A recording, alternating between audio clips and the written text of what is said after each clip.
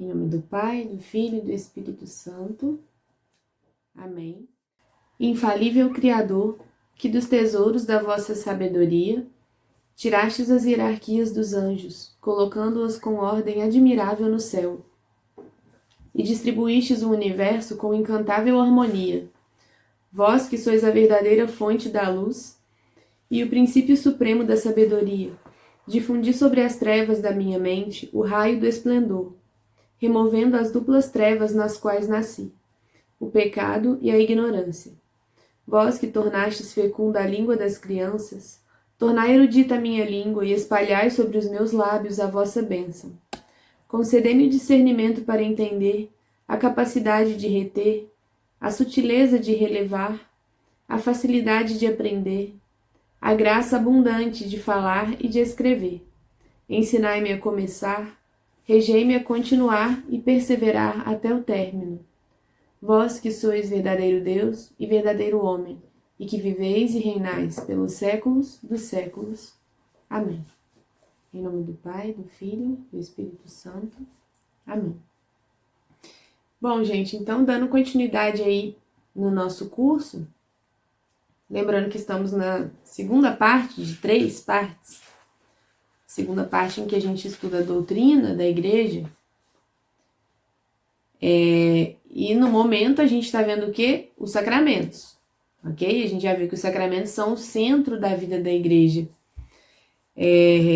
Então é muito importante que a gente entenda bem e dê o devido valor que eles têm, porque é através deles que Cristo quer nos santificar, certo? São os meios aí, os meios eficazes de receber os frutos da graça de Deus. Então, na última aula, semana passada, a gente falou de um sacramento importantíssimo. Qual foi? O sacramento da confissão, da penitência, ok? E por que ele é tão importante?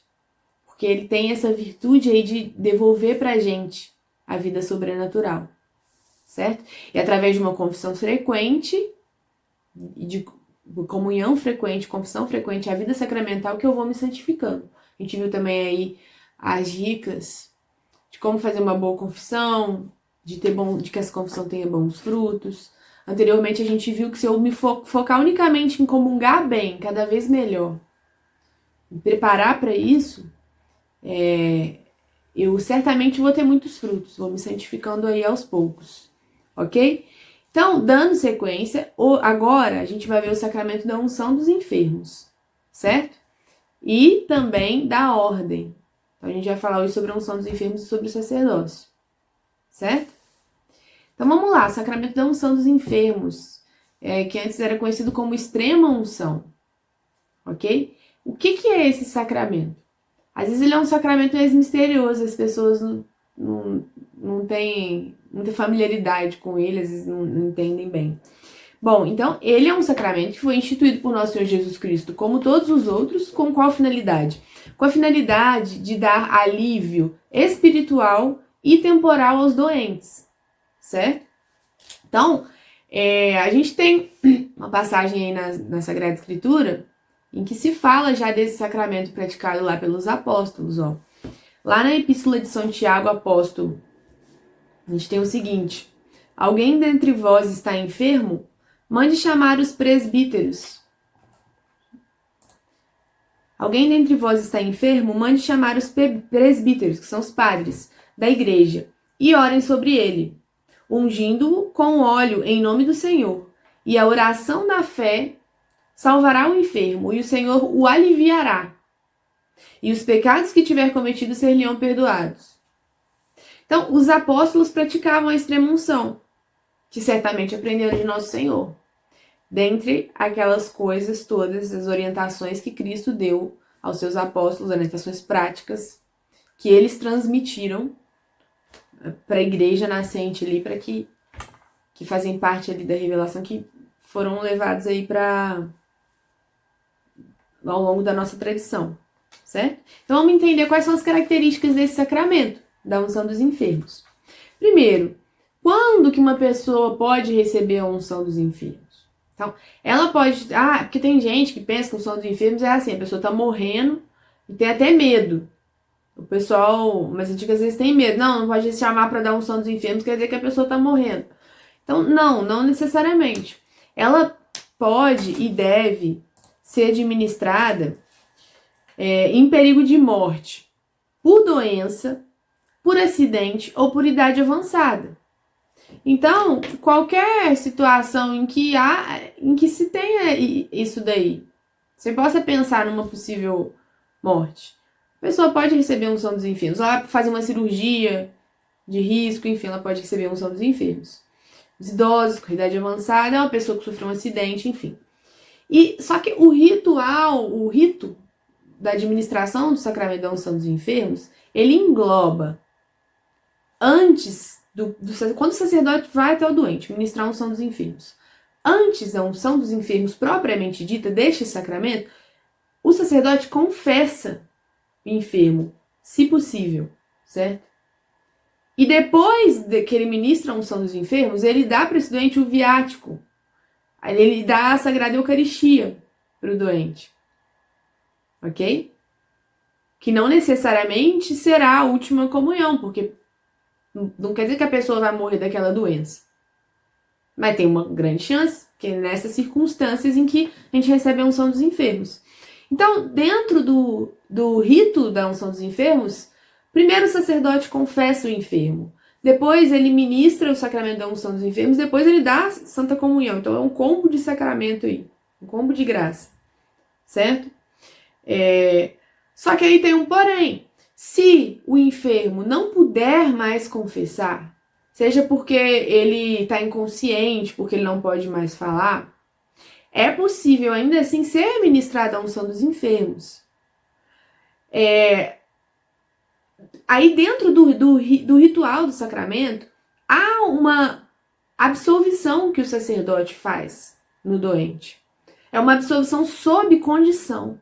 Ou seja, sob a condição de que aquele doente quereria se confessar, caso ele pudesse, que ele tivesse um arrependimento, que ele quis se confessar, mas não pôde.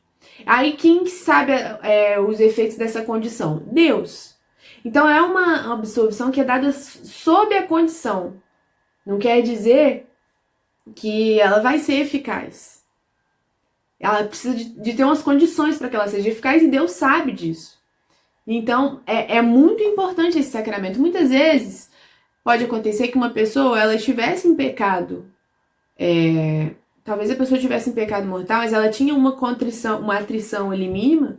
Ela queria se confessar se ela tivesse oportunidade, mas não conseguiu, sofrer um acidente, por exemplo. Certo? Então, uma grande graça é que essa absolvição sob condição exista.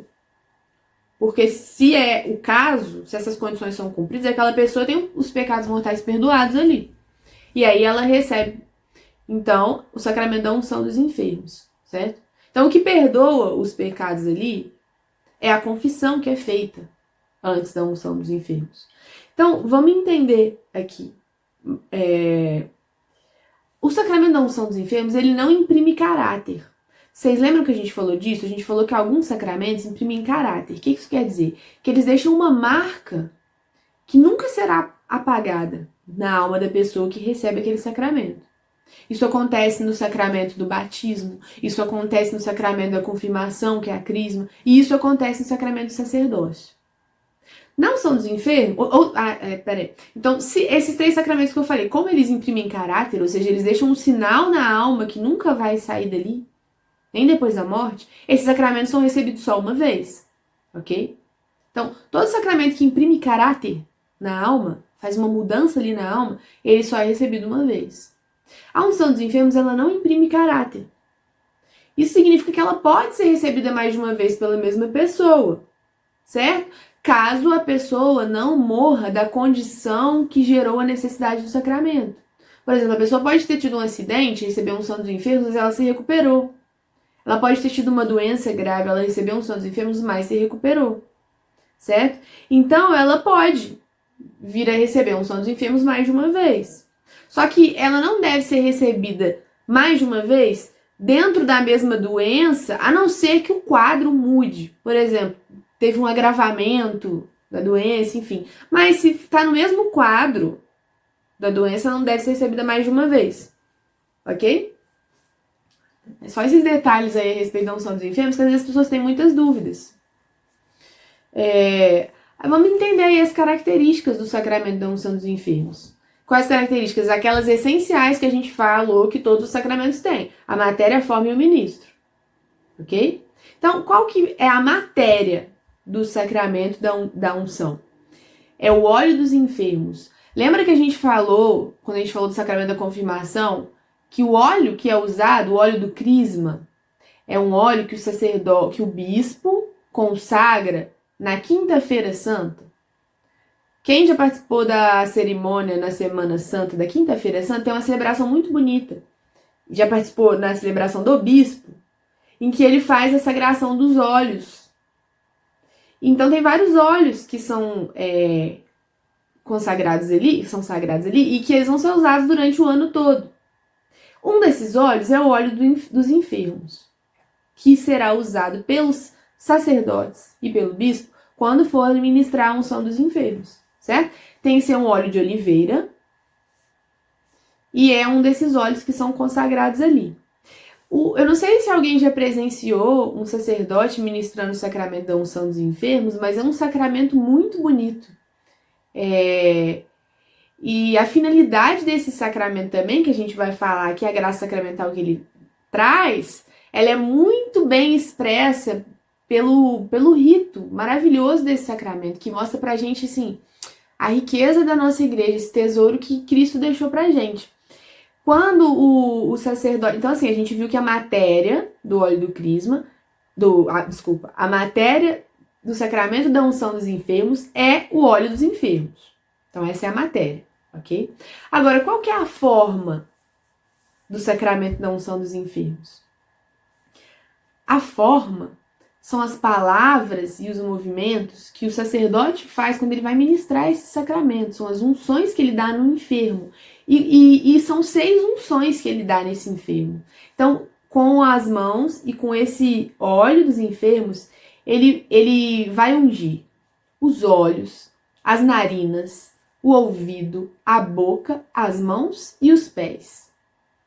Então, são essas 6 partes do corpo que o sacerdote vai ungir. E em cada uma dessas unções, ele vai dizer, enquanto ele passa o óleo. Por exemplo, ele vai fazer lá nos olhos do enfermo. O que ele vai fazer? O sacerdote vai dizer: por esta santa unção e por sua grande misericórdia, Deus te perdoe tudo que fizeste de mal pela vista. Aí ele vai na boca. Por essa santa unção e por sua grande misericórdia, Deus te perdoe de tudo que fizeste de mal pela boca. Aí vai fazer a mesma coisa pelos ouvidos, pelas mãos, pelos pés, pelas narinas, certo? Então é uma purificação ali daquele enfermo. E é tão bonito, dá vontade de você ficar doente e receber a unção dos enfermos. Porque é emocionante, assim, você ver um sacerdote devoto ministrar a unção dos enfermos em alguém. Certo? Então, quem que é o ministro desse sacramento tão bonito? É o sacerdote ordenado. Agora vamos falar sobre a graça... Então só o sacerdote pode dar unção dos enfermos, tá? O diácono não pode dar unção dos enfermos. Só o sacerdote ordenado. Sobre a graça sacramental que esse sacramento confere, que é o que importa muito pra gente aí. Qual que é a principal graça? É o reconforto daquele doente, a paz e a coragem para que ele enfrente aquelas dificuldades. Então, o sacramento da unção dos enfermos é um sacramento de cura, mas sobretudo de cura espiritual, porque o momento da doença de uma pessoa, ou seja, qualquer momento que aproxima a pessoa da morte, seja a velhice, a doença, um acidente, é um momento extremamente frágil da vida dessa pessoa. Em todos os sentidos. E costuma ser um momento de muita provação espiritual também.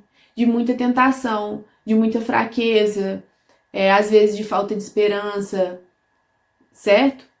De remorso, de muitas coisas. Então é um momento em que a pessoa precisa de mais coragem, de paz, de conforto, para encarar isso que todo mundo vai viver. que é você estar diante da morte, certo? Por que que é assim? Porque, infelizmente, nós, a maior parte das pessoas, vive errado. A gente vive como se esta vida aqui fosse o que a gente tem de mais precioso. A gente é muito apegado a essa vida miserável que a gente tem. Certamente vai passar. Se a gente vivesse com os olhos na eternidade, a gente teria muito menos problemas para encarar a morte, para olhar para a morte. Isso é um exercício que nós devemos fazer todos os dias, porque sem dúvida a gente vai passar por isso. E a gente não sabe quando. Quem garante que eu vou envelhecer? Enfim, quem garante que eu vou viver até amanhã? Ninguém me garante.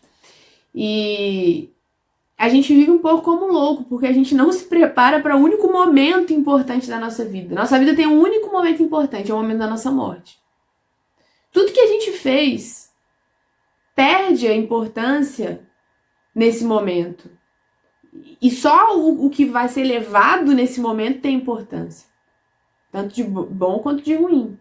Então, no momento da morte, só a gente vê que só as coisas eternas têm importância. Certo? Então, fazer esse tipo de exercício, de imaginar a sua morte, isso não é um exercício macabro. Isso é um exercício profundamente sábio, profundamente cristão. Isso faz a gente olhar para o que realmente tem valor. Será que eu estou colocando a minha energia, o meu esforço, em coisas que valem a pena? Certo? Em coisas que eu vou apresentar para Deus, que vão ser moeda de troca para mim? Em coisas que agradam a Deus, que estão lá na minha balança da justiça, porque Deus é justo e misericordioso. Então, vale a gente pensar nisso.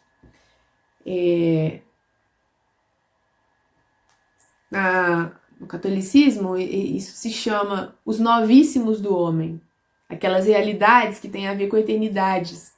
O céu, o inferno, certo? Essas realidades têm a ver com a morte. A gente deve pensar nelas. E viver se preparando para esse momento. Ok? Que nesse momento, aí eu vou pensar, eu fui quem eu deveria ser? Certo? Assim, eu vou olhar para trás e eu vou dizer, quais vão ser os meus arrependimentos? Quais vão ser o que vai ser aquilo que vai me trazer paz, conforto? Ok? Por isso a gente precisa aprender a morrer todos os dias. Tudo na vida, na natureza, nos remete a isso. Um ensino, uma pedagogia de Deus, assim. O dia que acaba e as coisas ficam inacabadas, a gente não consegue fazer o que a gente queria. As estações, enfim. Todos os dias a gente não consegue fazer o que a gente queria fazer e um dia a gente vai morrer e não vai fazer as coisas que a gente queria fazer. Então, será que eu tô me concentrando naquilo que realmente importa? Para que se agora, de repente, chegou a minha hora, Deus vai me chamar, eu tô pronto para prestar as contas do que eu fiz hoje? Certo? Então, vamos lá. Seguindo aí. Essa graça sacramental que o Sacramento da Unção dos Enfermos traz esse conforto. Então, só que eu me perdi aí, porque a gente estava falando, né, que esse momento é um momento muito difícil para a maior parte das pessoas, quando você encara a doença, a proximidade da morte e tudo. É muito difícil, um momento de tentação. E a unção dos enfermos traz esse conforto, essa paz, essa segurança. Traz também a graça da gente se unir à paixão de Cristo. Porque essa vida é cheia de sofrimentos, mas a gente é convidado a aprender a sofrer, certo? A sofrer unindo o nosso sofrimento ao sofrimento de Cristo, à paixão de Cristo, para que ele se torne um sofrimento redentor para nós e para os outros. Então, ela também, a unção dos enfermos, dá essa graça da gente sofrer bem com Jesus, se a gente acolher bem os frutos desse sacramento, certo? Então, quando o padre ele unge o corpo do doente e faz aqueles gestos e as palavras da forma sacramental, esse sacramento ele realiza aquilo que ele significa, como qualquer sacramento. Ele não cura o corpo, ele cura a alma do doente. Certo? Que é o mais importante. Então, a alma que recebeu a extrema-unção, que recebeu a confissão, ela tem os seus pecados perdoados. E se Deus, nos seus desígnios eternos, acha que não chegou o momento daquela pessoa morrer, esse sacramento também servirá para a recuperação física dessa pessoa. Por isso que a gente tem muitos relatos aí de melhoras depois de receber a unção dos enfermos. Então a gente precisa ter muito claro isso. A unção dos enfermos nós não devemos recebê-la ou querer que as pessoas recebam pensando, não, vai curar fisicamente a pessoa. Não, eu tenho que ter em mente que primeiro vai curar a alma da pessoa, vai preparar ela para a morte, vai dar o conforto que ela precisa. Se for da vontade de Deus, se for melhor para aquela alma, ela será curada fisicamente. Mas quem sabe o que é melhor para ela não sou eu. Então, um grande ato de caridade, entre os maiores que uma pessoa pode fazer pela outra pessoa que se encontra doente, idosa, enferma, é providenciar que essa pessoa receba, se ela for católica, que essa pessoa receba o sacramento da unção dos enfermos. Certo? Vamos ficar atentos a isso. Às vezes a gente é tão preocupado com uma pessoa doente e a primeira coisa que a gente devia pensar é isso. Se a pessoa pode receber o sacramento, eu vou correr atrás para que ela receba. Certo? Então é isso. Quais são os efeitos do sacramento da unção dos enfermos? Primeira coisa, ele aumenta a graça santificante. Então, volta lá na aula de organismo sobrenatural, quando eu sou batizado, nasce a vida sobrenatural em mim. Eu estou em estado de graça. O estado de graça está ali, graça santificante. Ou pequei mortalmente, confessei, estado de graça. Mas essa graça santificante não é estática, ela precisa se desenvolver. O meu organismo sobrenatural precisa crescer. Essa graça vai aumentar em mim, na medida em que eu alimento a minha alma. Então, o sacramento da unção dos enfermos, ele aumenta a graça santificante, a graça de Deus que habita em mim, certo? Apaga os pecados veniais e os mortais, se o enfermo contrito tiver aquelas condições da confissão, enfim.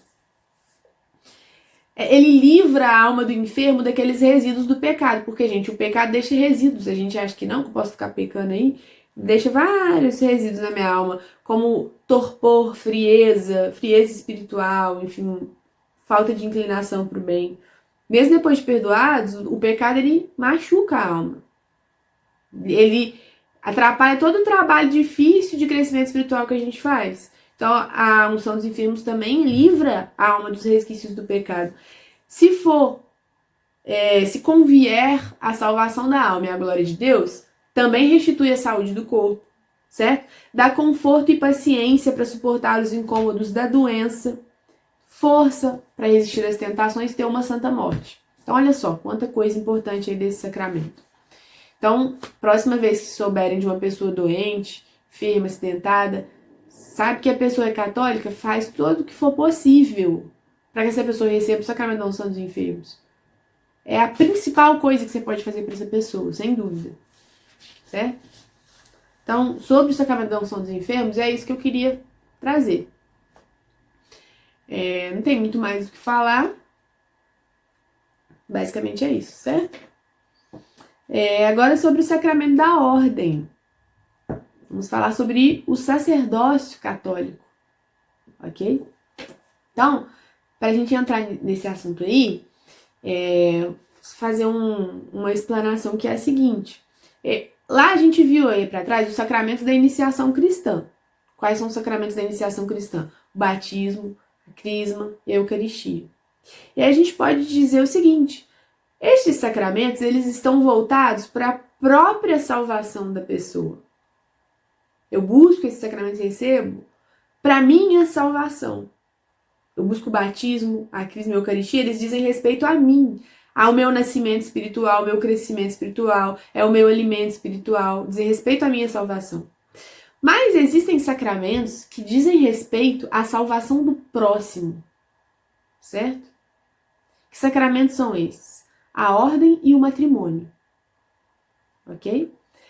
Mas através desses sacramentos eu vou santificar, então ele vai servir para minha salvação. Óbvio, mas ele só vai contribuir para a sua... Se ele contribui para a sua salvação, porque você vive ele bem, é através do serviço ao outro. Porque são dois sacramentos voltados para o serviço, certo? A ordem e o matrimônio. Então, são consagrações para missões específicas dentro da igreja. Então, existem dois estados de vida, apenas dois estados de vida, que foram santificados e elevados à categoria de sacramento, que é a ordem, o sacerdócio e o matrimônio. Então, daí a gente vê a importância disso. E agora a gente vai falar sobre a ordem.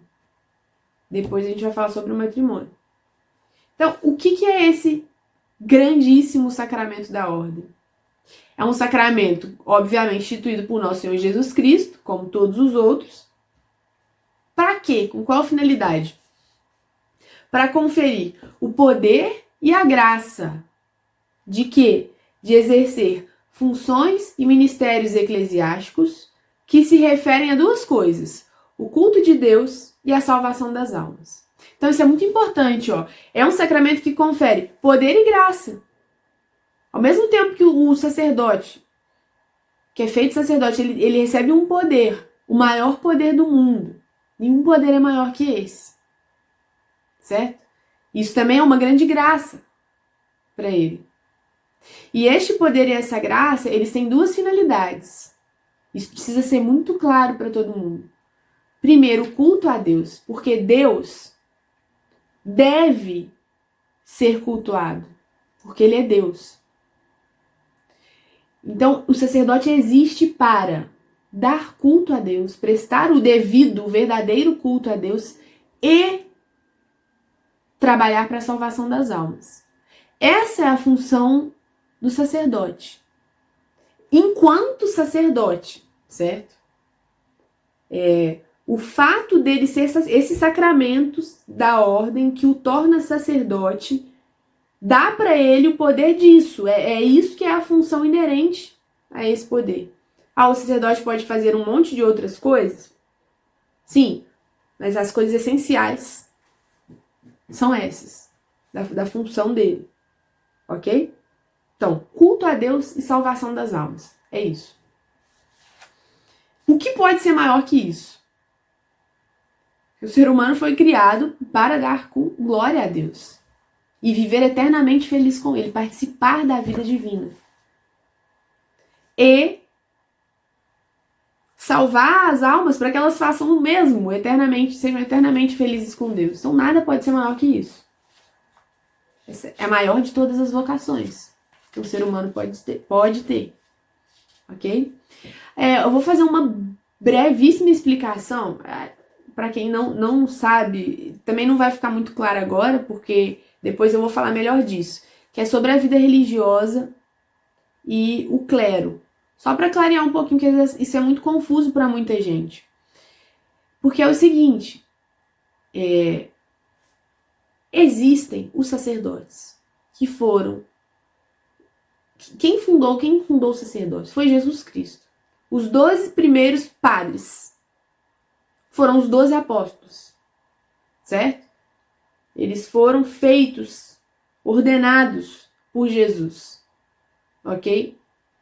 Todo padre que existe, você conhecer padre, bispo, ele foi ordenado por um bispo, que foi ordenado por outro bispo, que se você for voltando, você vai dar lá nos 12 apóstolos. Isso chama sucessão apostólica. Todo sacerdote que você encontrar, todo sacerdote católico devidamente ordenado, ele está diretamente ligado aos 12 apóstolos por essa sucessão apostólica, ok? Então, ser sacerdote, ter sido ordenado padre, é pertencer ao clero. Isso é o clero dentro da igreja, certo? Essa hierarquia da igreja que vem lá, que tem o papa, tem os cardeais, tem os bispos e tem os padres das paróquias. Tudo isso, todo mundo é padre aí, certo? Todos são sacerdotes. Vamos falar assim de um jeito bem resumido. Isso é o clero. O que a gente chama de clero? São os sacerdotes da igreja que compõem a hierarquia da igreja, eles que compõem a estrutura humana, organizacional da igreja. A estrutura de poder da igreja é o que a gente chama de clero, ponto. Existe uma outra coisa chamada vida religiosa. O que é isso? Existem o que a gente chama de conselhos evangélicos. Porque assim, viver, cumprir os mandamentos, ser um bom cristão, viver para Deus, isso é obrigação de todo mundo para se salvar. É obrigação. Agora, existem os chamados conselhos evangélicos de pobreza, castidade e obediência, que são os cristãos que eles não contentes em ser o que a gente chama de cristãos da caridade comum, o que todo mundo é obrigado a ser. Não contentes de dar isso para Deus, eles querem dar mais, eles querem viver radicalmente o evangelho, certo? Aquilo que Cristo fala lá. Deixar tudo por Cristo, ok? Então eles abraçam uma forma de vida que eles renunciam ao mundo, digamos assim, e vão ter uma vida de comunidade, seguindo uma determinada regra de vida em comum, ok? E que vivem estritamente sob os votos de pobreza, castidade e obediência. Vocês podem entender isso quando vocês verem as freiras, os freis, os franciscanos, dominicanos, jesuítas, redentoristas, carmelitas. Eu estou citando várias ordens religiosas, tá? Os trapistas, tudo misturado aqui, se é ordem monástica e tudo, porque a gente não vai entrar nisso agora. Só para vocês entenderem o que é a vida religiosa. Quem abraça a vida religiosa sai do mundo, vai viver em comunidade dentro de uma ordem, sob uma regra de obediência. Ele entregou a vida dele, a vontade dele nas mãos do superior para viver daquele jeito pelo reino de Deus, ok? São as freiras e os freis. Mas dentro de algumas ordens religiosas, alguns freis podem ser ordenados. Eles podem ser também sacerdotes. Mas existe o clero, os padres diocesanos e tudo, que estão na estrutura lá da arquidiocese, do bispo e tudo, que eles vivem na casa paroquial, eles não vivem numa ordem religiosa. A gente são os chamados sacerdotes diocesanos. E existem aqueles sacerdotes que estão inseridos em uma família religiosa. Ou seja, primeiro eles eram religiosos. Dentro da ordem religiosa deles, com os votos de pobreza, castidade e obediência, eles se tornaram também sacerdotes. Um pouco confuso, mas é só para vocês entenderem que dentro do clero, da estrutura do clero, papa, cardeais, bispos, padres diocesanos, são os padres. Alguns desses padres são também religiosos, pertencem a alguma ordem religiosa, mas não necessariamente, certo? Não necessariamente eles fazem parte da vida religiosa. Só dar essa pincelada aí para ficar claro. Porque estamos falando de quê? Do clero, dos sacerdotes. Independente de ser de vida religiosa ou não. Então, esse sacramento tão importante da ordem, ele é o sacramento graças ao qual a missão que Cristo confiou aos apóstolos continua sendo exercida na igreja. E continuará até o fim dos tempos. Então, os sacerdotes são aqueles, os clérigos são aqueles que guardam a missão confiada por Cristo na igreja, até o fim do mundo, certo? Que fazem a vida da igreja existir, os sacramentos, enfim, o santo sacrifício. Então, ele é o sacramento do ministério apostólico. São os apóstolos, os bispos são sucessores dos apóstolos, que continuam o trabalho de Cristo. E aí, eu quero ler uma coisa aqui para vocês a respeito da santidade que deveriam ter os clérigos. Eu vou pegar aqui no Código de Direito Canônico, lá no cânon 276. Lembrando que o Código de Direito Canônico é a lei da igreja, certo? Então, lá no cânon 276, olha o que é falado. Em seu modo de viver, os clérigos, quando falar clérigo, gente, são todos os padres, independente do seu cargo, bispo, padre, cardeal, papa, certo? Em seu modo de viver, os clérigos são obrigados, por peculiar razão, a procurar a santidade, já que, consagrados a Deus por novo título na recepção da ordem, são dispensadores dos mistérios de Deus a serviço do seu povo. Para se encaminharem a essa perfeição, antes de tudo, cumpram fiel e incansavelmente os deveres do ministério pastoral. nutram a própria vida espiritual na mesa da Sagrada Escritura e da Eucaristia. Por isso, os sacerdotes são insistentemente convidados a oferecer todos os dias o sacrifício eucarístico e os diáconos a participar cotidianamente em seu oferecimento. Então, olha só, está falando que o Código de Direito Canônico insiste, não é uma lei sob pena de pecado, mas diz que o sacerdote deve buscar celebrar a missa, ou seja, oferecer o santo sacrifício, mesmo que seja de maneira privada, todos os dias, ok? Então não fala que eles estão obrigados a isso, mas que eles deveriam fazer isso. São insistentemente convidados a oferecer todos os dias o santo sacrifício. Então, ó, os sacerdotes e os diáconos que aspiram ao presbiterato são obrigados, isso aqui já é obrigação, a rezar todos os dias a liturgia das horas, de acordo com os livros litúrgicos próprios e aprovados.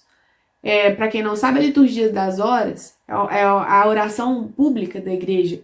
É uma oração milenar que santifica as horas dos dias. Tem horas próprias para fazer, tem os salmos correspondentes, as orações durante o dia. Então, tem as laudes, que são as orações, que é a oração da manhã.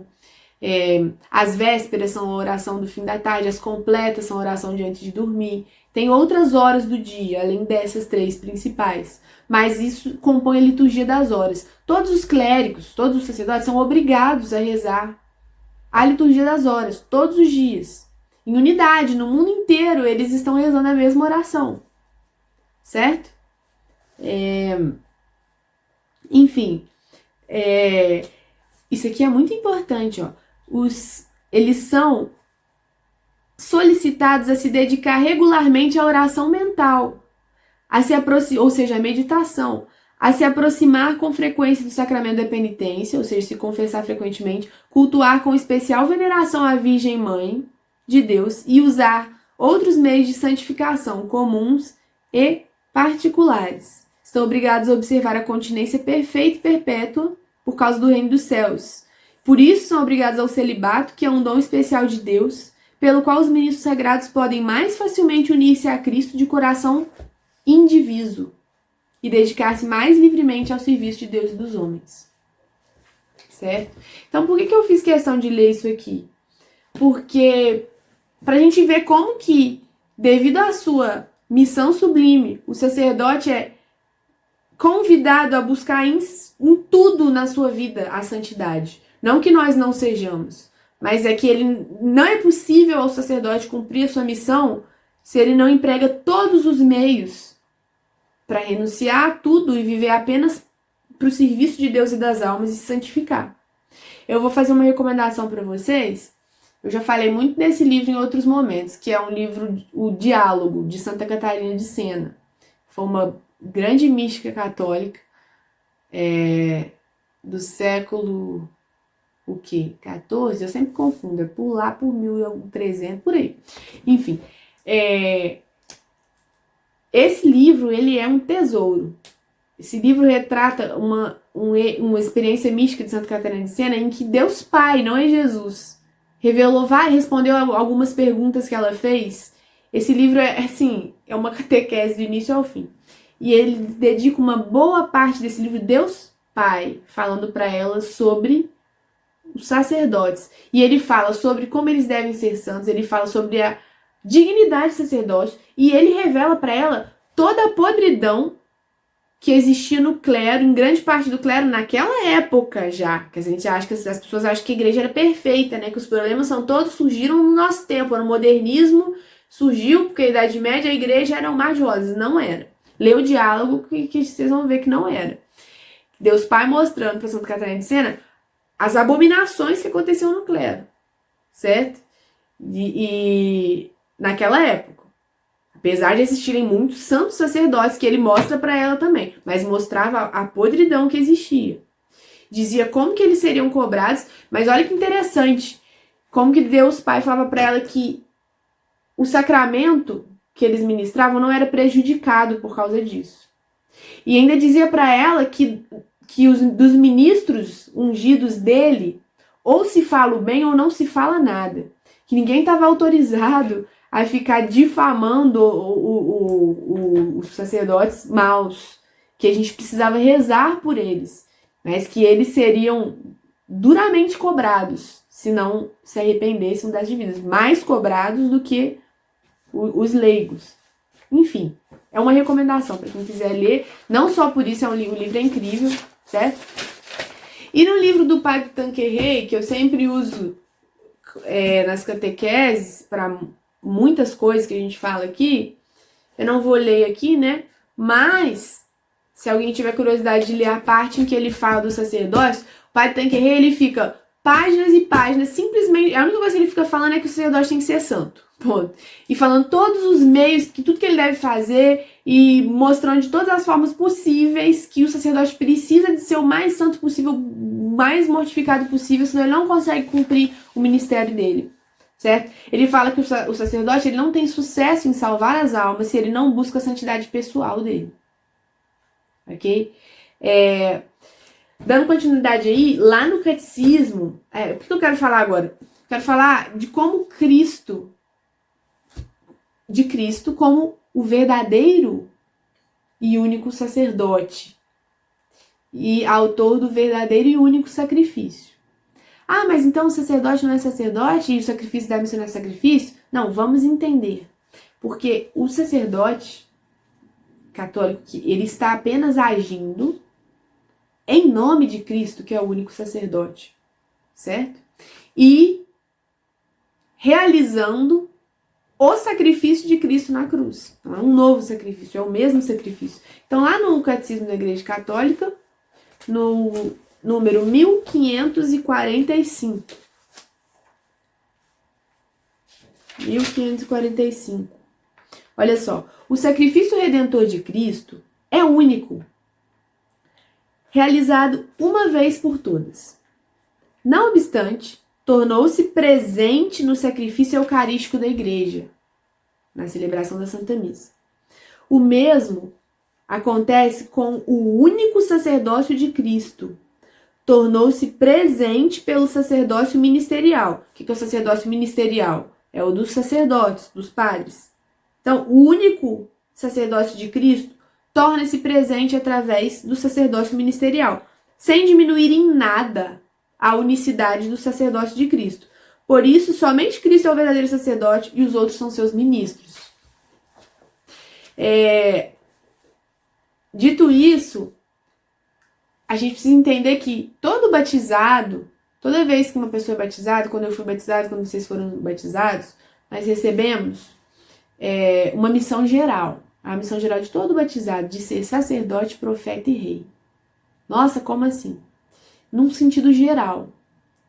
Todos somos chamados a ser sacerdote, profeta e rei, e a igreja exerce esse papel na vida do cristão, ok? Eu vou falar duas palavras aqui que a gente deve ruminar, buscar entender cada vez mais. São coisas que remetem a realidades muito profundas, muito misteriosas, mas que são a chave da compreensão de tudo, do sacrifício de Cristo, certo? Que é sacrifício e sacerdócio. São palavras, realidades que estão intimamente ligadas. O sacerdócio, o que ele é verdadeiramente. E como todo sacerdócio do mundo, da antiga aliança, das diferentes religiões, eles são uma figura, mas eles guardam elementos incomuns desse verdadeiro sacerdócio que seria revelado por Cristo. E se você parar, se a gente vê na antiga aliança e também nas outras religiões pagãs, o papel do sacerdote sempre está vinculado ao oferecimento de sacrifício para a divindade. Certo? Então, o sacerdote e o sacrifício estão vinculados. Mas o que é o sacrifício? Isso não é uma coisa de mitologia, que não faz o menor sentido, ficar lá matando os bodes, enfim. Não é simplesmente isso. Porque esses são os sacrifícios que não têm valor verdadeiro. Mas eles são uma figura de um verdadeiro sacrifício. Então, não vamos mergulhar nesse mistério, vamos mergulhar nele um pouquinho mais quando a gente falar da Santa Missa, que é o verdadeiro sacrifício. Mas tem isso em mente, a compreensão do que é o sacerdote e que o sacerdote ele deve oferecer um sacrifício. Então, se eu, como batizado, tenho essa missão no sentido geral de ser sacerdote, profeta e rei, o que isso quer dizer? O sacerdote, ele oferece sacrifícios. Eu devo oferecer o sacrifício da minha vida para Deus, certo? Eu devo renunciar à minha vontade, abraçar a de Deus.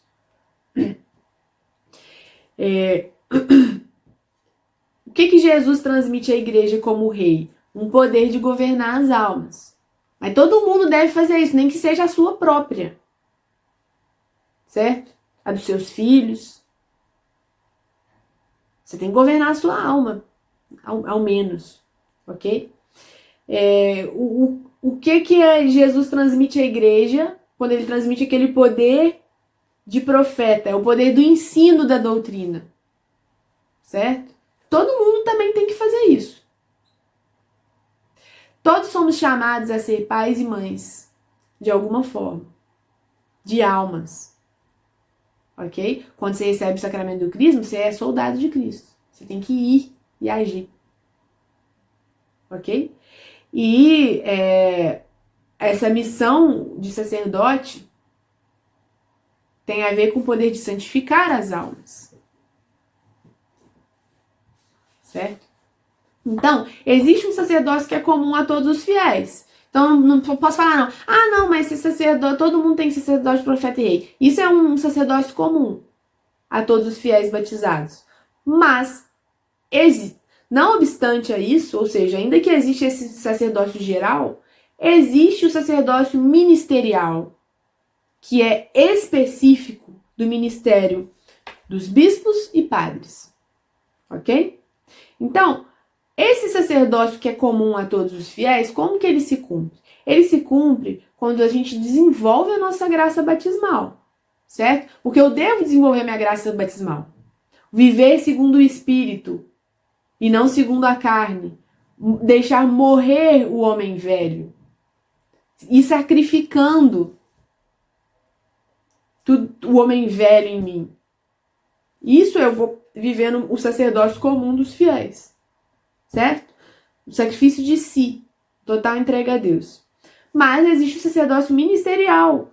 O que é o sacerdócio ministerial, que é o dos padres? É um sacerdócio que está a serviço do sacerdócio que é comum a todos. Então, no meu sacerdócio comum, que eu devo me santificar, desenvolver a minha vida sobrenatural e tudo, eu tenho o auxílio do sacerdote ministerial. O sacerdote, ele é para os outros. Ele vive para o povo. Certo? Ou seja, ele encarna de maneira mais profunda e real aquilo que todos devemos fazer, que é viver para os outros, esquecer de si, viver a serviço. Mas a vida dele, essencialmente, ela é um serviço. Ele é aquele que renuncia aos próprios feitos humanos, às alegrias humanas ainda que lícitas, a uma família, enfim, para viver, para prestar culto a Deus e salvar as almas. Então o sacerdote, ele vive para os outros, ele é um sacrifício constante ali de si mesmo. Pelo menos deveria ser. Ele é chamado a isso. Certo? Se não está sendo, é porque ele não está cumprindo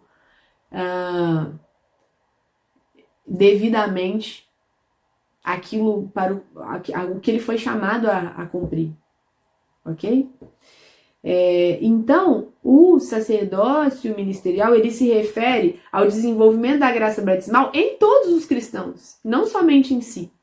Ok? Então, ele é um meio de Cristo construir e conduzir a igreja ao longo dos tempos. Então, porque em virtude desse sacramento que o sacerdote recebe, ele age in persona Christi, ou seja, ele age na pessoa de Cristo. Ele é a forma de Cristo agir na terra. Olha o que Santo Tomás de Aquino diz. Vou ler, ó. Cristo é a origem de todo sacerdócio, pois o sacerdote da antiga lei, quem que é o sacerdote da antiga lei? Aquele que oferecia os sacrifícios dos animais e tudo, ele era uma figura dele, ou seja, de Cristo, do sacerdote de Cristo. Então, o sacerdote da antiga lei era uma figura do sacerdócio de Cristo, ao passo que o sacerdote da nova lei, ou seja, o padre, ele age na pessoa de Cristo. Então, Cristo está aqui. Na antiga lei, o sacerdote da antiga lei, ele era uma figura daquele sacerdote que viria, que é Cristo. Veio Cristo. E o sacerdote da nova lei, ele age na pessoa de Cristo. Então, tudo gira em torno desse verdadeiro sacerdócio. Certo? Agora, o sacerdote erra. Então, eu vou pensar, não, tá cheio de padre aí, é pior que eu. Tem gente que fala, não vou confessar não com o padre, ele é pior que eu, ele é pecador igual eu. Ninguém falou que não é, bocó. Entendeu? Quem disse que o padre não peca? Você que tá falando. Eu não vou confessar, não, porque o padre é pecador igual eu. Mas ninguém disse em nenhum momento que não é. A questão não é essa. Deus é muito sábio ao instituir seus sacramentos, porque a humildade, que é a rainha de todas as virtudes, requer que você entenda que você não tá disputando com o padre, não. Vamos botar uma lista aqui, padre. Vamos ver. Se você tiver menos pecado que eu confesso. Não é isso. Então, o sacerdote erra. Eu vou ler aqui no Catecismo da Igreja Católica o número 1550. Porque assim, eu fiquei falando o quanto que o sacerdote se amar da santidade e tudo, aí eles vão começar a enumerar, não, porque o padre fez isso e aquilo, e o outro padre lá que era pedófilo, não sei o que, e tal, não sei o que, pronto. Acabou com todo o sacerdócio por causa daqueles... daquela minoria que é o mau exemplo. O padre Paulo Ricardo fala um negócio que é incrível. Ele fala assim, ninguém conta a história... Ninguém conta uma história pelos seus traidores, certo? Você não conta a história de um país contando os seus traidores. Não, você conta dos seus heróis. Então, não adianta vir com essa história, certo? Ah, não, porque olha só esse padre que fez isso querendo denegrir a igreja ou o sacerdócio. Porque o sacerdócio não é isso. Se uma pessoa... Se um sacerdote, infelizmente... não é um bom sacerdote, se ele trai a igreja, se ele faz o contrário do que Cristo mandou, isso não é um problema do sacerdócio, isso é um problema daquela pessoa, certo? Isso não muda o que o sacerdócio é ou o que ele deveria ser. Então a gente não conta a história de um povo pelos seus traidores, a gente não conta a história de um país pelos seus traidores, a gente conta pelos seus heróis, por aqueles que fizeram o que deveriam ter feito, ok? Então o sacerdote, ele não vira um super-homem porque ele é um sacerdote, ele tem uma graça sacramental, uma graça de Estado para cumprir o seu dever, sim, mas ele tem o livre-arbítrio, ele não perde a liberdade dele. Ele pode escolher o mal. Por isso, e outra coisa, ele será muito mais tentado. Então, por isso ele precisa buscar a santidade o tempo todo. E por isso nós precisamos rezar pelos sacerdotes. Precisamos de santos sacerdotes. Então, lá no Catecismo 1550, cadê? Olha só. Esta presença de Cristo no ministro não deve ser compreendida como se este estivesse imune a todas as fraquezas humanas, ao espírito de dominação, aos erros e até aos pecados. A força do Espírito Santo não garante do mesmo modo os atos dos ministros. Ou seja, a força do Espírito Santo, a força do sacramento da ordem, ela não garante os atos livres dos ministros. Enquanto nos sacramentos, esta é garantida e assegurada. De tal forma que mesmo o pecado do ministro não possa impedir o fruto da graça. O que isso quer dizer? A graça do sacramento do Espírito Santo garante os efeitos do sacramento. Não garante a vida, as escolhas pessoais do ministro. Mas se o sacerdote fez todos os elementos ali essenciais do sacramento, consagrou, celebrou a missa, o corpo e o sangue de Cristo estão presentes ali. Se ele deu absolvição com os elementos mínimos necessários, independente do pecado pessoal dele, aqueles pecados são perdoados. Ele vai lá dar unção dos enfermos, aquela unção recebeu. Então, o sacramento não é prejudicado, ele não deixa de acontecer. E isso o Espírito Santo garante. É isso que é o tchan do sacramento. Para isso que o sacramento existe, por causa da nossa fraqueza, que Cristo conhece. É aquilo que vai acontecer ex opere operato. Ok? Então, há muitos outros atos em que a conduta humana do ministro deixa traços que nem sempre são sinal de fidelidade ao evangelho e que podem, por conseguinte, prejudicar a fecundidade apostólica da igreja. Então, as ações do ministro podem sim prejudicar a fecundidade apostólica da igreja, pode prejudicar as almas, mas não a graça do sacramento. Mas é verdade, com um mau sacerdote arrasta uma multidão de almas para o inferno, e um bom sacerdote arrasta uma multidão de almas para o céu. Isso é verdade. O sacerdote tem um grande poder. Ok? E eu vou ler aqui uma outra passagem que eu notei de Santo Agostinho. Olha o que ele diz. Quanto ao ministro orgulhoso que entrou nas fileiras do diabo, mas nem por isso o dom de Cristo foi profanado. Tudo que dele provém conserva sua pureza.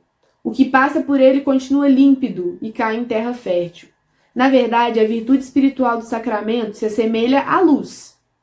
Os que devem ser iluminados a recebem em sua pureza, pois mesmo que tenha de atravessar seres manchados, ela não se contamina. Certo? Isso aí são palavras de Santo Agostinho. E uma coisa muito importante, se por um lado o sacerdote ele age na pessoa de Cristo, e por isso ele tem poder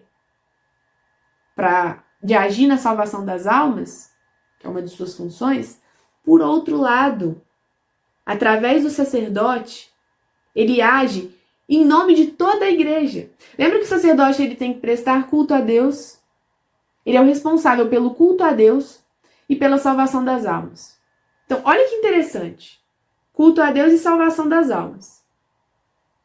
Aqui está Deus. Certo?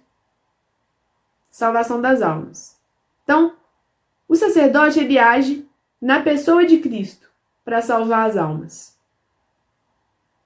Aí aqui tá a igreja, o culto a Deus que precisa ser prestado.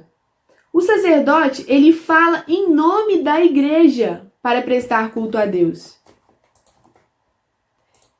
Então, por um lado, o sacerdote age na pessoa de Cristo para salvar as almas.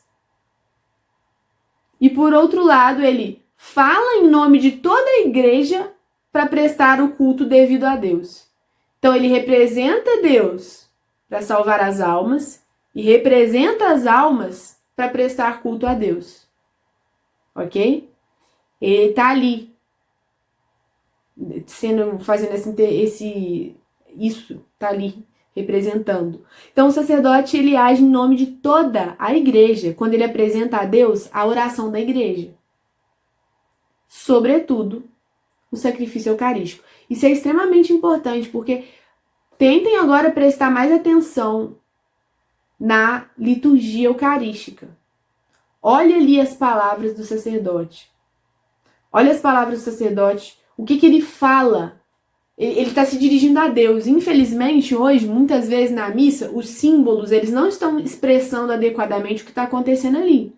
Mas na liturgia eucarística, o sacerdote ele está falando com Deus. Às vezes ele fica olhando para nossa cara falando no microfone, é esquisito. Só que ele está falando com Deus.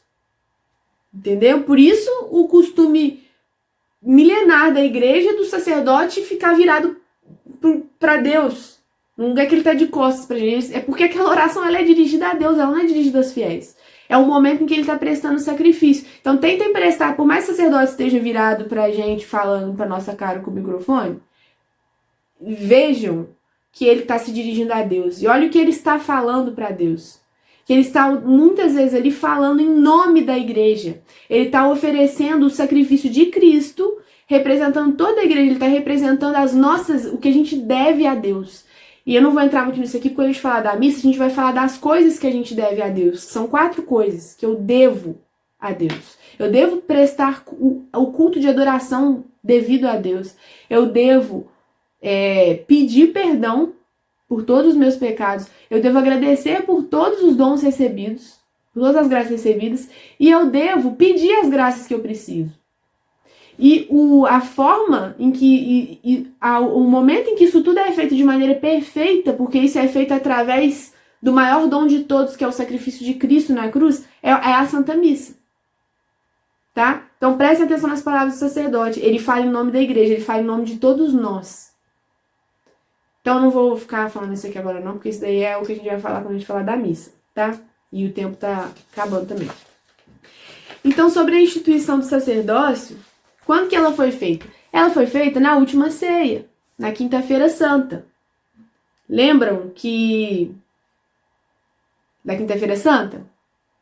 Foi quando Jesus celebrou a primeira missa, mas ali também ele instituiu o sacerdócio. Então, ó, na última ceia, na Quinta-feira Santa, logo depois de ter celebrado a primeira missa, o que Jesus fez? Instituiu o sacramento da ordem.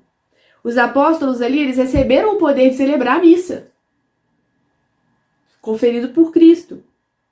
Esse poder foi reforçado depois, bom, no que a gente tem registrado, né, na Sagrada Escritura, fora o que a gente, tudo aí da tradição. Esse poder ele foi complementado na ressurreição, porque Jesus disse para ele, deu a eles o poder de confessar os pecados e perdoar. Então, eles receberam ali a plenitude do sacerdócio, que é o poder de quê? Celebrar a Santa Missa, ensinar, governar e santificar a igreja. Ok? Esse pleno poder, os bispos recebem. Quem recebem são os bispos, que são os legítimos sucessores dos apóstolos, ok? Já vou explicar isso aqui, porque tem padre que não é bispo. Enfim. Então, sobre as características do sacramento da ordem, que a gente viu que a gente precisa saber matéria, forma e ministro, né?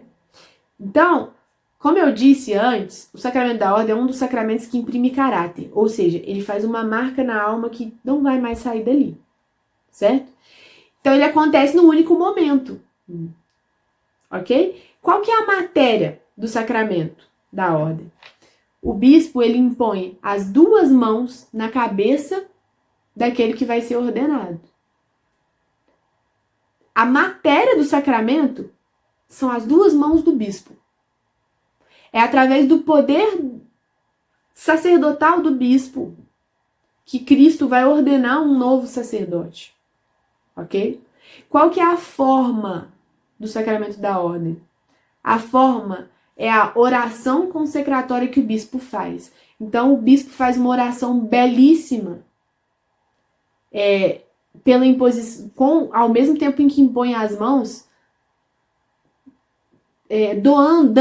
conferindo esse poder sacerdotal. E a cerimônia de ordenação é uma cerimônia longa e muito bonita, com vários momentos diferentes, com muito simbolismo, em que o bispo ele confere em diferentes momentos esse poder sacerdotal, certo? De confessar os pecados, de celebrar a missa, ele coloca o cálice, a patena nas mãos daquele que vai ser ordenado, enfim. E quem que é o ministro do sacramento da ordem? É o bispo. Só um bispo pode ordenar um sacerdote, ok? Aí todo mundo já deve estar confuso assim, tá, mas padre, bispo, qual que é a diferença? Vamos entender, porque o sacramento da ordem, ele é um sacramento que ele tem 3 graus diferentes. Só que esses 3 graus, eles imprimem caráter na alma, certo? Mas o sacramento da ordem ele tem 3 graus diferentes. O episcopado, o presbiterato e o diaconato. Como assim? Primeiro, você é feito diácono. Só que o diácono, ele não é sacerdote, tá? Mas ele é um primeiro grau ali do sacramento da ordem. Ele recebe um sacramento que vai ficar ali para sempre, certo? Mas o diácono, ele existe para servir os padres e os bispos. Ele serve para ajudar no sacerdócio. Ele não é sacerdote. Ele recebe um poder ali do sacramento, mas não de sacerdote. Agora, os presbíteros são os padres que a gente conhece. Ele é sacerdote. E os bispos, certo? Então, o episcopado, ministério episcopal é o dos bispos. O ministério presbiterial é o dos padres. Então, presbítero e padre é a mesma coisa, certo? Então, Os graus de participação no ministério do sacerdócio são dois, o episcopado e o presbiterado, ou seja, bispos e padres, de participação no ministério sacerdotal. Mas eu ainda tenho o diácono ali, que também faz parte do sacramento da ordem, certo? Então, o que o diácono faz? Ele serve para ajudar os bispos e presbíteros. Eles recebem também um sinal permanente, que é o caráter do sacramento, e eles podem distribuir a comunhão, eles podem pregar, enfim. Eles podem, inclusive, celebrar um matrimônio, um batismo. Eles podem, em algumas situações, com a permissão, ok? Então, qual que deve ser a finalidade de quem abraça o estado eclesiástico? De quem entra para o clero, recebe o sacramento da ordem? A glória de Deus e a salvação das almas. Essa deve ser a finalidade. Se eu abraço o ministério sacerdotal por outros motivos, está errado. Porque eu quero ficar famoso, fazer carreira, não sei o que. Não. Eu tenho que abraçar o ministério episcopal, ou o ministério eclesiástico, porque eu tenho que sacrificar a minha vida, eu tenho que esquecer de mim. Eu estou fazendo isso para dar glória a Deus e salvar as almas. Certo? Ponto. Essa é a finalidade. Outros motivos estão errados. Então, ficou claro isso? Que o que eu chamo de presbítero são os padres comuns. Então, toda vez que um homem vai ser ordenado, primeiro é ordenado diácono. Só que ele pode ser ordenado diácono para fazer o caminho natural de ser ordenado padre. Mas existem também aqueles diáconos permanentes, que podem ser até casados, e que eles ficam permanentemente como diácono, que é esse primeiro grau aí para poder auxiliar nas atividades. Agora, quando ele vai se tornar um sacerdote, ele é ordenado diácono e depois ele vai ser ordenado presbítero, ou seja, padre, ok? Então, pronto, sou padre.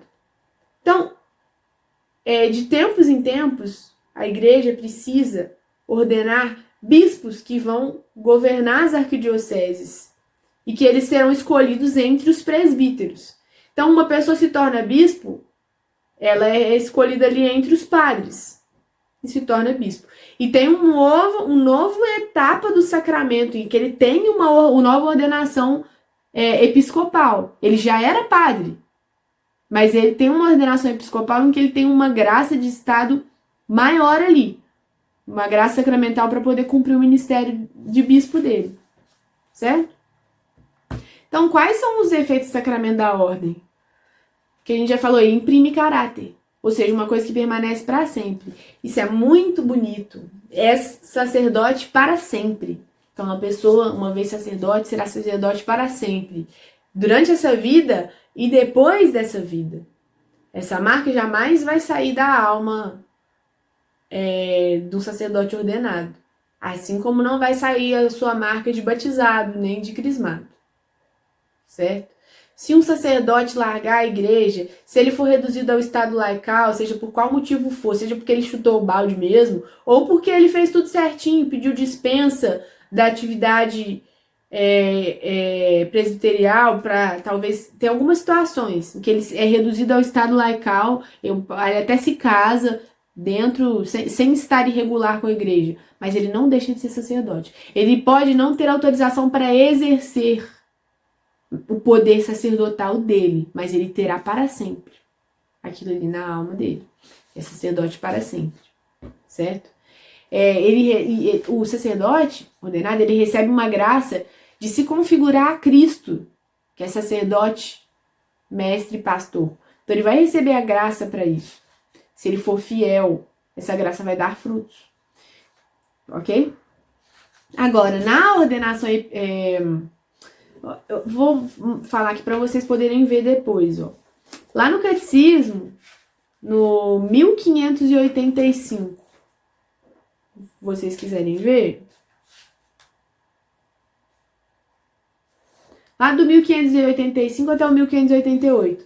Ele está falando aí da graça que é conferida na ordenação, tanto dos diáconos, quanto dos padres, quanto dos bispos.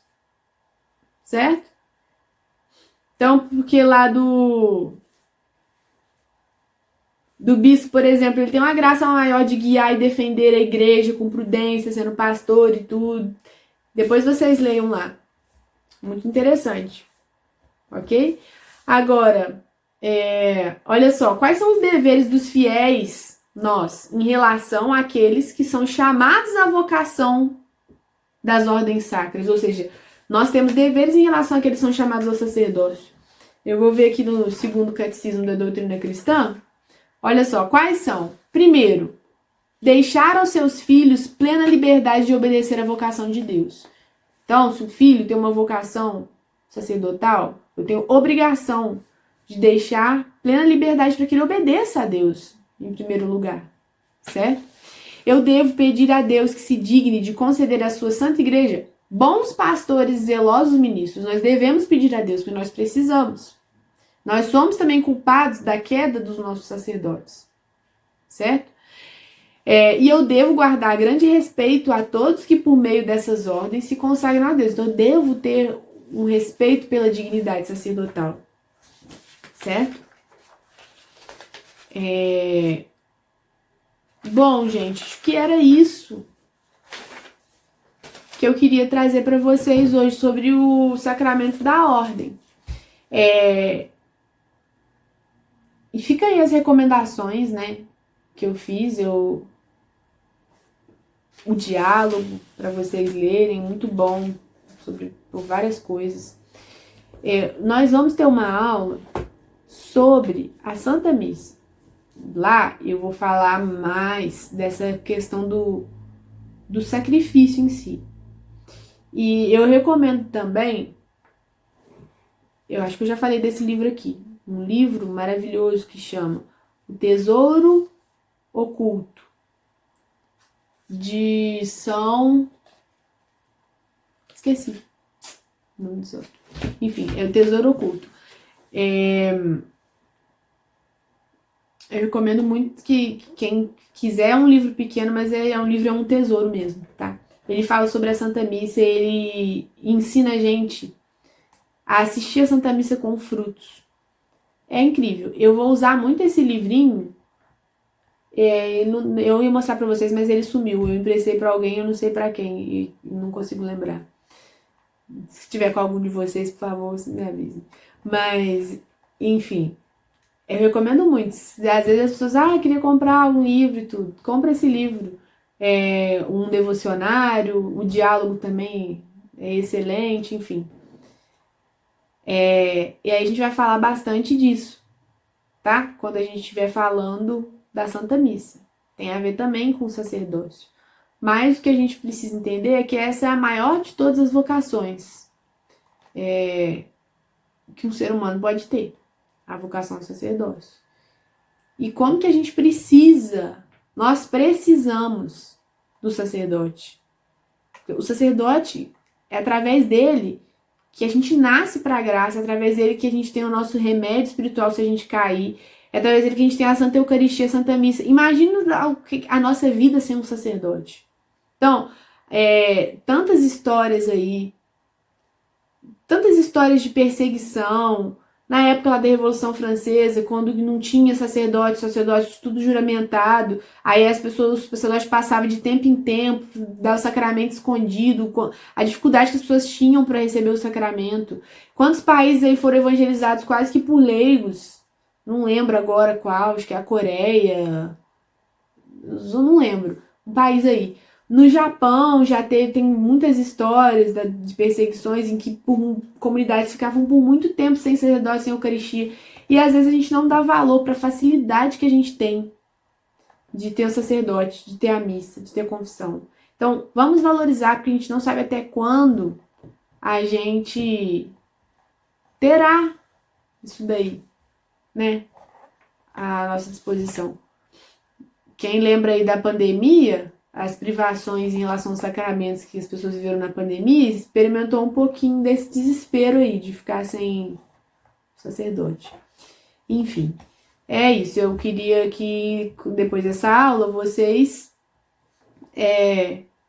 pensassem sobre a grandeza dessa vocação, e sobre a necessidade que a gente tem, sobre a gratidão que a gente deve ter aos sacerdotes, e sobre o quanto nós precisamos rezar por eles, porque O sacerdócio, hoje, católico, passa talvez pela maior crise. Não estou dizendo que a igreja nunca teve crise, mas o sacerdócio em si vive uma profunda crise, assim, de identidade, sabe? De saber o que ele é, o que ele deve fazer. A formação de muitos seminários aí tá muito a desejar, impregnada de ideologias, enfim.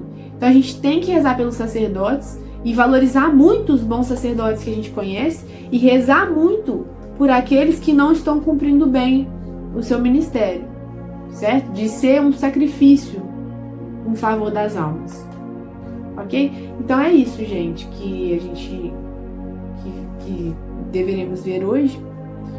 Vamos finalizar com o compromisso aí da gente rezar hoje, durante essa semana, pelos sacerdotes que a gente conhece, e por todos também, rezar pelo Papa. E vou fazer essa oração tão bonita aqui do Padre Pio, que é o maior exemplo de sacerdote do nosso tempo, que Deus mandou aí para ser luz para nós. Então essa oração fica comigo, Senhor, composta pelo Santo Padre Pio. Em nome do Pai, do Filho e do Espírito Santo. Fica comigo, Senhor, pois preciso da Tua presença para não te esquecer. Bem sabes quão facilmente posso te abandonar. Fica comigo, Senhor, porque sou fraco e preciso da Tua fortaleza para não cair. Fica comigo, Senhor, porque és minha vida e sem Ti me esmorece o fervor.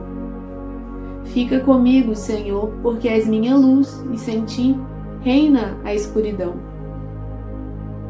Fica comigo, Senhor, para me mostrar Tua vontade. Fica comigo, Senhor, para que ouça Tua voz e Te siga. Fica comigo, Senhor, pois desejo amar-Te muito e permanecer sempre em Tua companhia. Fica comigo, Senhor, se queres que Te seja fiel.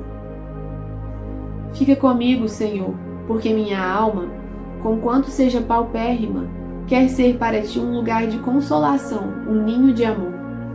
Fica comigo, Jesus, pois se faz tarde o dia chega ao fim, a vida passa e a morte, o julgamento e a eternidade se aproximam. Preciso de Ti para renovar minhas forças e não desfalecer no caminho. Entardece e vem a morte, inquietam-me as trevas, as tentações, a aridez, as cruzes, as tristezas. Oh, quanto preciso de Ti, meu Jesus, nesta noite de exílio.